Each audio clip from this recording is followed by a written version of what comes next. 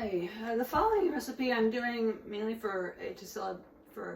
as a celebration to those who celebrate Ramadan. I don't celebrate myself, so I'm hoping I'm not offending anyone with this one. This is a recipe for a nut-free baklava. And I'm using dates in this in place of nuts.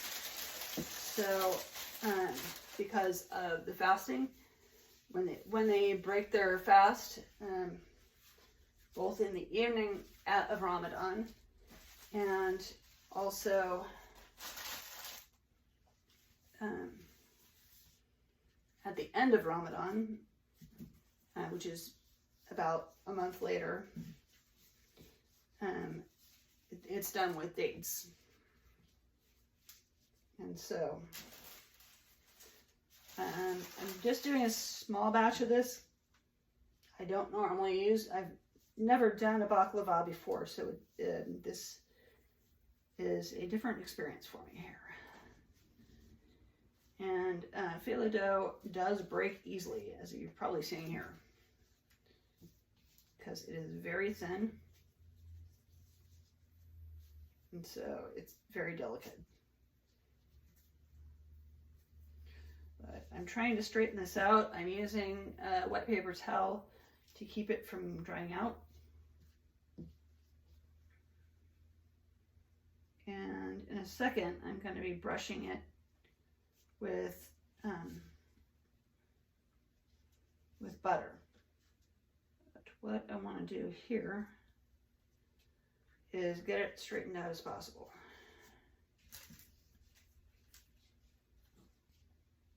But we're going to be layering these anyway, so it's okay. So what I'm going to do here is I am adding in to my the food processor here. This is 1.5 cups of raisins. Most people use sesame seeds if they're doing a nut-free version. I'm using pretzels because sesame seeds are very high in protein. And so, since I am on a low protein diet, I can't have the sesame seeds. So, one thing I do know about Ramadan is that if you have dietary issues, you're not obligated to celebrate, as I have found out from my clients. So that's 1.5 cups of raisins. Then we're adding in these are figs. So do that. And this is a cup of figs. Make sure your figs are pitted. These are all dried fruits. There's 1/2 cup of dates. Actually, no, I think that was 1 cup of dates. That is, it's 1 cup of dates. Back here, I'm going to bring these forward. This is I use this for memory issues, but this is 1.5 cups of dried apricots.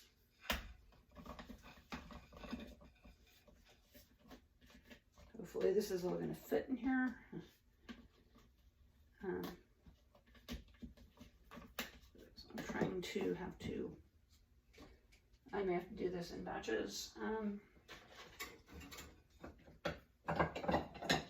And this is 1/2 cup of pretzels.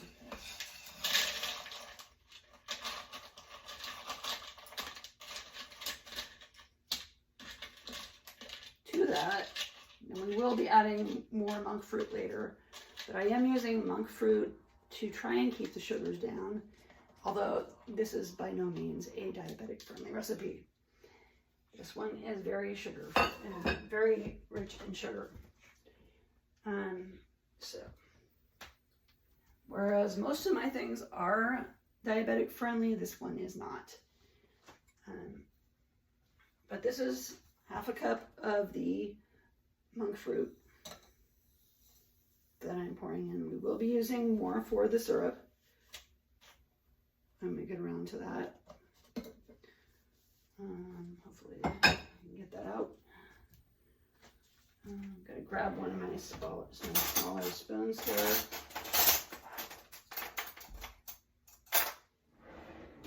So this is one I got that I've used this one before, but it is stuck in the thing that I used in place. This is supposed to keep it from sticking to the edges, which is why I got this.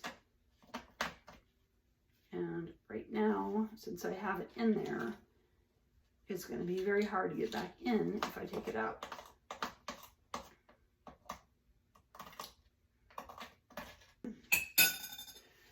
Well, last of all, I have, this is a teaspoon of cinnamon.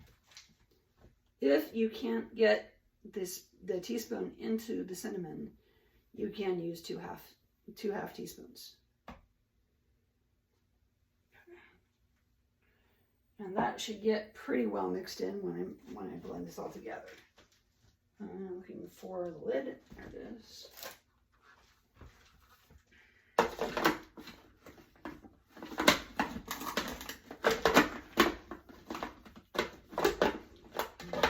Get this on. There we go. And now I'm going to turn on. It will get loud here, so I can't really talk here.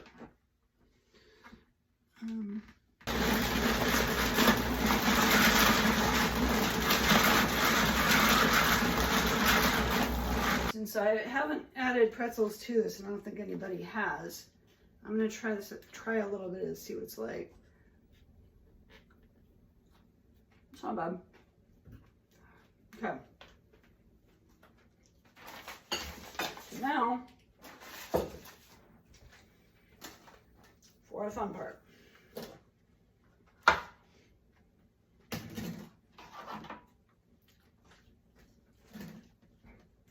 I'm going to move this out of the way a little bit. And we'll go over here.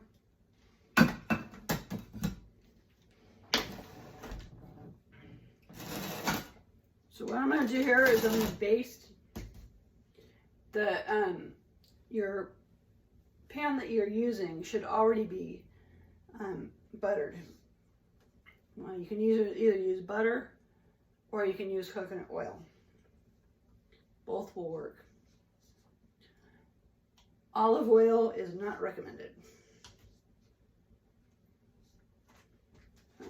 However, we shall try this here.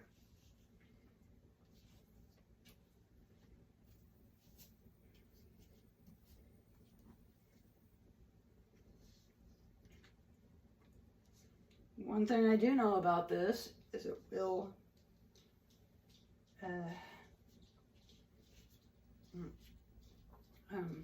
be high in cholesterol also, because high in fat, which is basically what we're trying for with the low protein diet,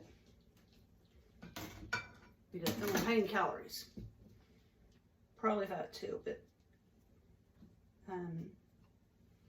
the low protein diet is closest to vegan, but there is a lot of vegan stuff that is high in protein. Nuts and seeds being included. So it does go a little bit beyond that. Since this other part of the phyllo dough is pretty well broken, I may not be able to use it.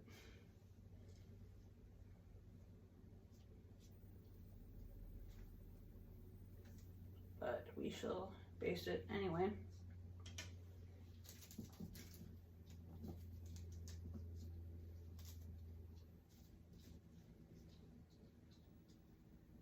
pretty well stuck to the paper towel here. So I think I'm going to try this without the paper. You want to be very careful with this though.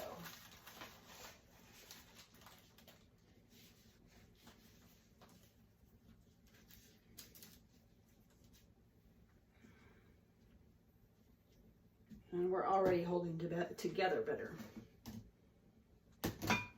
So, try that again.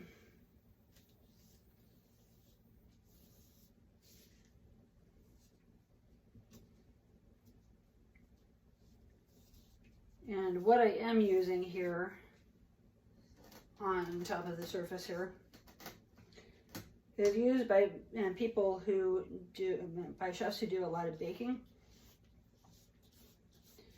to keep it from sticking to a baking sheet. Mainly, you want to make sure your work surface is clean.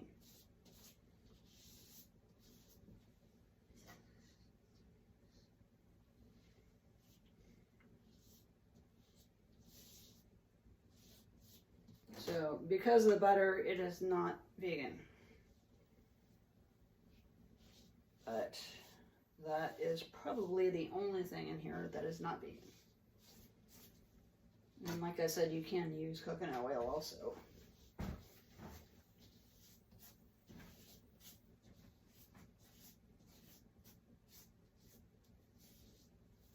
So I'm going to do what I can. What I'm going to do here is I'm going to fold it in half.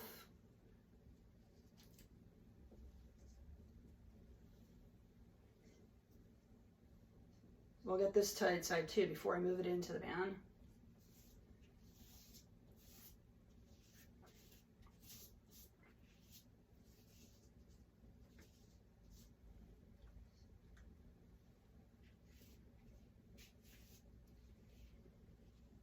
This is a full stick of butter.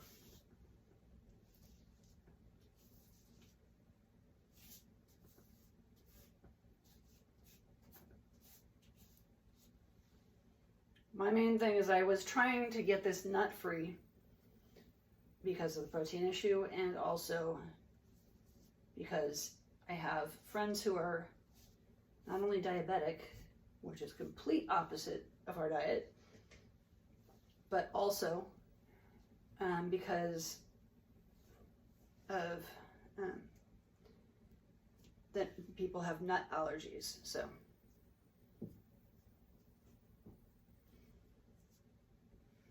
this is nut-free.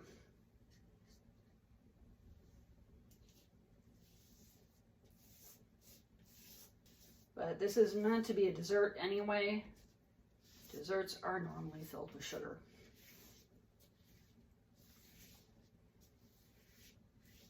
I do what I can to keep them out, to keep it out.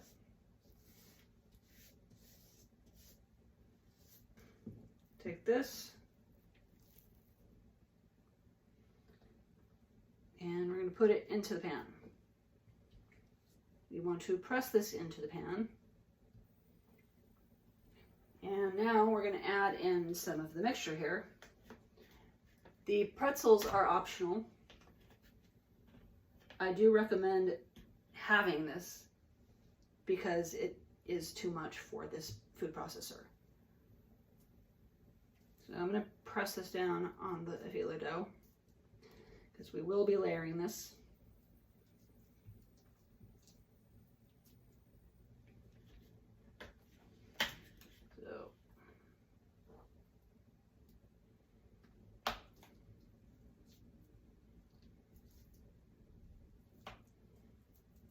Pretzels are very hard to break up, especially manually. Optional, as I said before. The thing about pretzels is they do add a lot of salt to it also.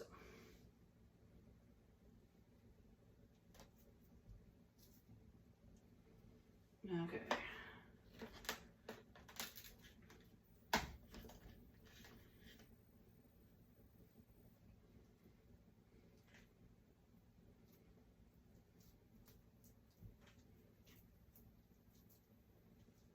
The pretzels are adding a crunch factor that the sesame seeds would, or nuts that are traditionally in this.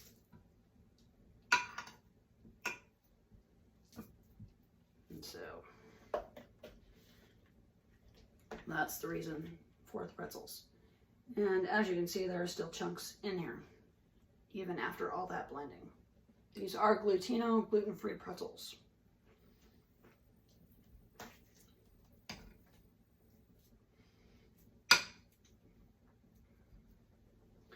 Okay, next batch. Going on to here.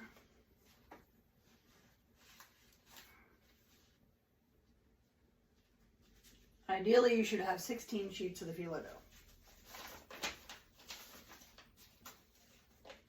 And best not to break it, drip it, but if you do, no big deal.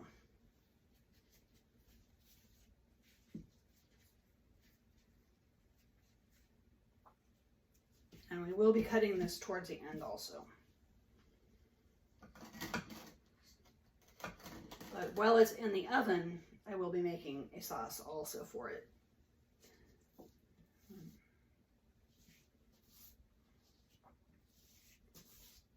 So,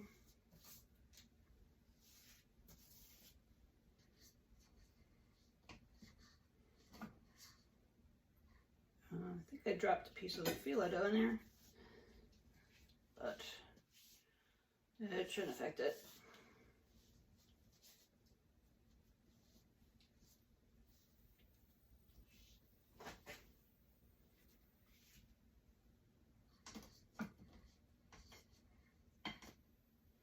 There are all kinds of variations on this.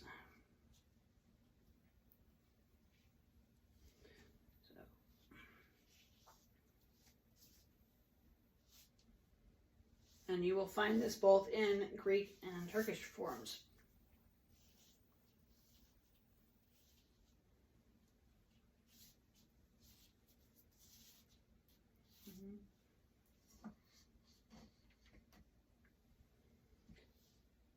If you happen to find a gluten-free phyllo dough that is low in protein, which most gluten-free things are, please let me know. Because I couldn't find one anywhere, even on Amazon. Any other phyllo dough was very high in protein. This one runs about 4 grams of protein per, I believe that's per sheet. And as I said, I'm using 16 sheets, but it's not going to be anywhere near the amount that is in one sheet, because we're cutting this. So traditionally we normally weigh everything, and I couldn't find a working scale. I have one, I just don't know where it's at.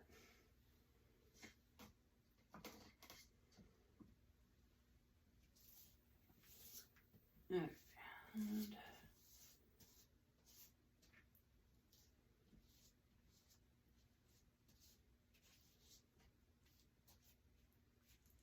so I think you pretty much get the hint. It's going to be a layer and then the mixture, followed by another layer in the mixture. Just repeat the process until the end. Stick a phyllo dough on top and bake at 400 for a half hour. So I'm going to continue this off camera, and we'll join you again for the next, for the syrup that I put on top.